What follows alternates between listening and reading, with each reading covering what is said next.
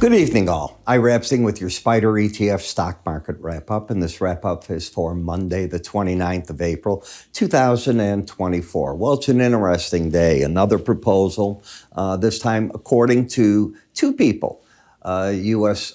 Secretary of State Blinken and David Cameron, the ambassador from the U.K. to the peace talks. Both call Israel's offer very generous, where they're trying to find a solution to find a temporary peace. Now, does Hamas take it, or does Hamas just keep going down the road? I know Blinken said he seriously hopes they take it. And I think what he's saying between the lines is you've probably gotten the best you're going to get.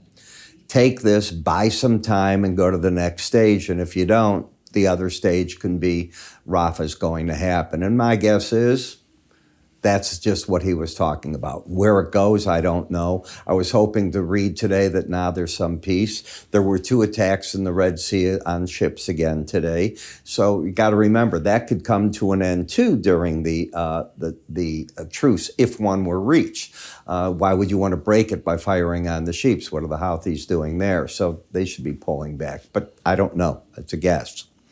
This is a week where everybody's sort of in a waiting mode. Number one, a lot of companies are reporting. You know that. So we get all the reporting all day.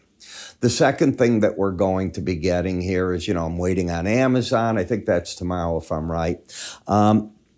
You're going to get now on Wednesday the FOMC decision. You're going to get on Thursday unemployment claims, the ADP private employment number, Challenger Gray corporate number, and on Friday, U.S. jobs report. And of course, this situation dealing with this, are we going to go to the phase 2 of a war? Maybe phase 5, I don't know what you call this. Or is this thing going to go on to hold temporarily? And we will find out what it is. You can see what's going on around the colleges around the world. To me, it's a joke what's going on at Columbia. How could the president of it give them a 2 o'clock deadline and nothing happens? So what she's saying is, guys, you're in control. I'll just make my words and that's it. Not very smart. In Northwestern in Chicago, they reached a settlement that makes a lot of sense. They did it amicably. If you read it, everybody got something. The Palestinian groups wanted something. They got things.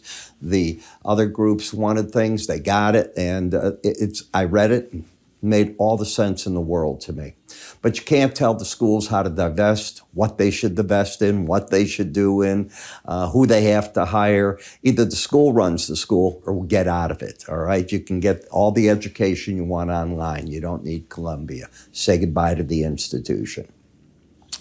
And I see the arrests in Texas and other areas. So, I grew up in the 60s. I know what this is about. I went through it. And it's exciting when you're there on campus, very much so, until if you do something wrong, it trails with you the rest of your life. And that could be a problem for these people.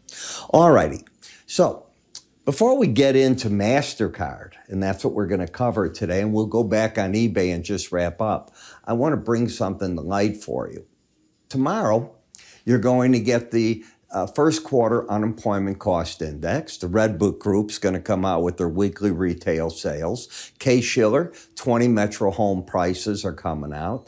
The April Chicago PMI. The Conference Board comes out with the Consumer Confidence Index.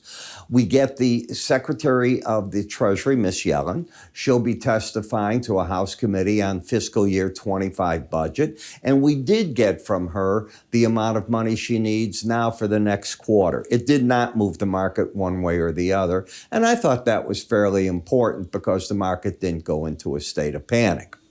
Now, an ugly-looking chart is MasterCard. I mean, where are they? If the consumer's buying all these goods, where are they? Because this chart has been stepping down rather abruptly. It's still in a downtrend with lower highs, lower lows. You'd have to get up and over now the 482 zone. Let's make sure I'm giving you the right number here. What's the high? 464. It didn't sound right to me. 464.82. In order to say you're negating the downtrend, where's the support in the market?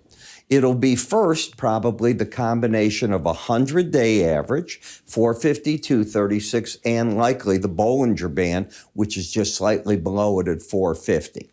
So that's how I'm reading this chart. It's in a downtrend at this point, and the market is oversold. Anytime you have readings that are in their 20s and they're either not embedding, where both the red and the blue are going sideways under 20, but they're under 30, they're in oversold territory. So keep your eye on this one. In eBay, I brought this up to you a week ago because I thought at this area the market might be setting itself up for a move, and you got it. Today was the day where I think that the pros against the upper Bollinger Band can finally say bye-bye. This was a neat little trade, by the way, if you were playing that market. In Tesla, so Elon Musk runs to China. How many American corporate officers can go there, spur of the moment, meet number 2 in command, the vice premier, get his meetings, get at the same time 2 things from China. Number 1, he's hooking up with Baidu for maps for autonomous driving, and they've gotten security clearance on how they collect data and what they do with it. So this was a big day. Stock jumps 15% on that news. You can see what it's done.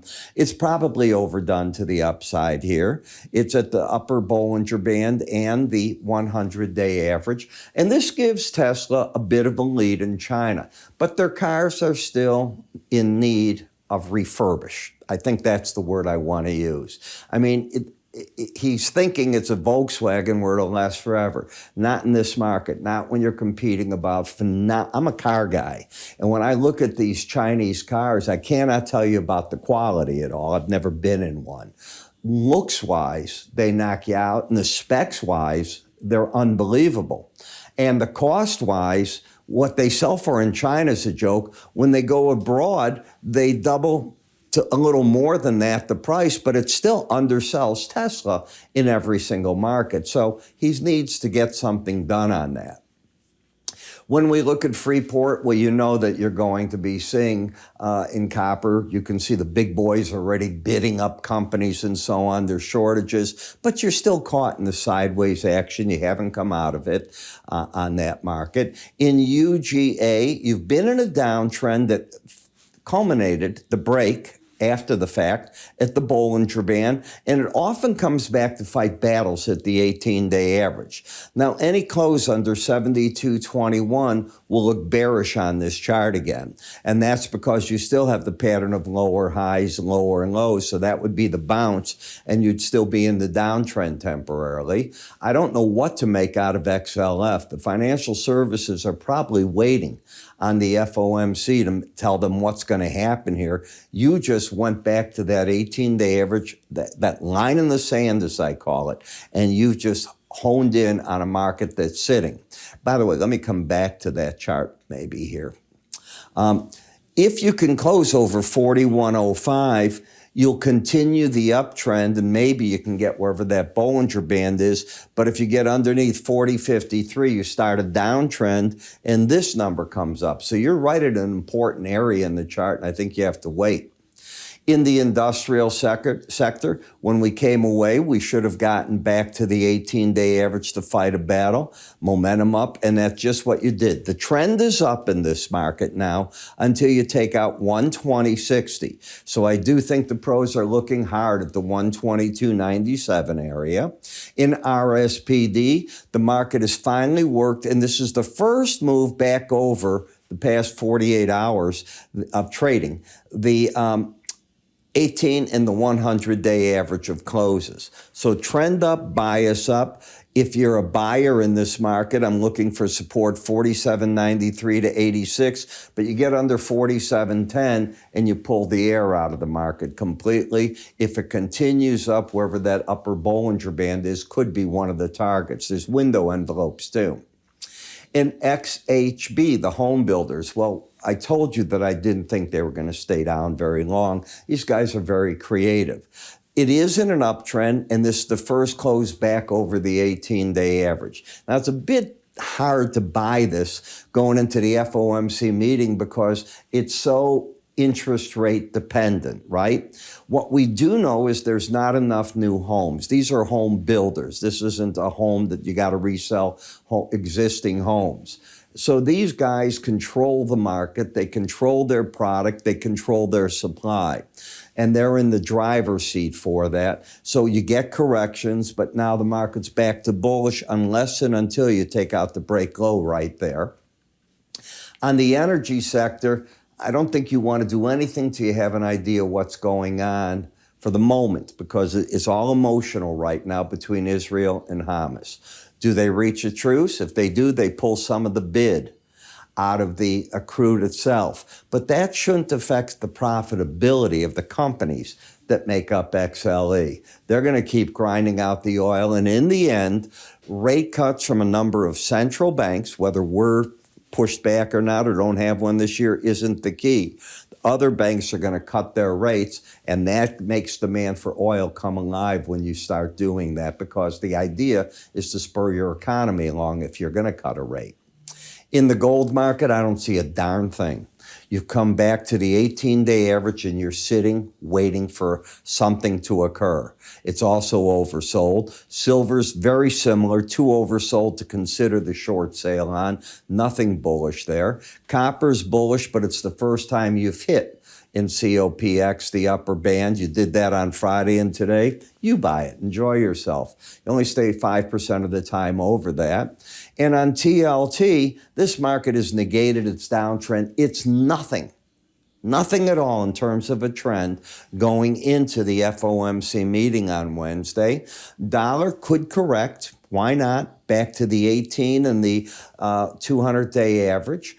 It negates the downtrend if you take out Friday's high. That's where the red arrow is pointing down from. But the market looks to me like it wants to break a bit.